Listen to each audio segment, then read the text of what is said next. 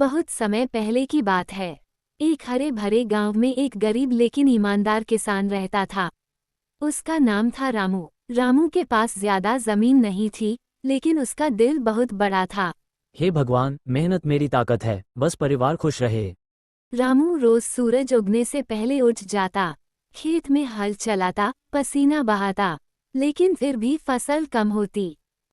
इतनी मेहनत करते हो, फिर भी हालात नहीं बदलते। मेहनत कभी बेकार नहीं जाती, एक दिन जरूर फल देगी। उसी राज्य में एक राजा रहता था।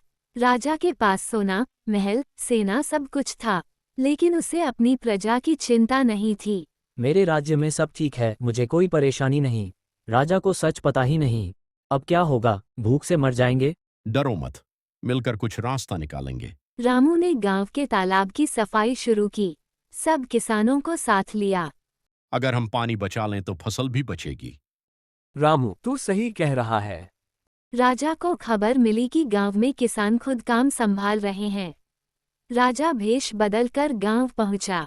ये सब कौन करवा रहा है? रामू नाम का किसान है, बहुत समझदार है। इतनी मेहनत क्यों कर रहे हो? क्योंकि ये मेरी जमीन है, मेरा गांव है। राजा को सच्चाई समझ आना। रामू की बातों ने राजा का दिल हिला दिया। रामू, मैं ही इस राज्य का राजा हूँ। डरते हुए महाराज, माफ कर दीजिए। राजा को अपनी गलती का एहसास हो गया। डायलॉग। आज से मैं किसान के साथ खड़ा रहूंगा।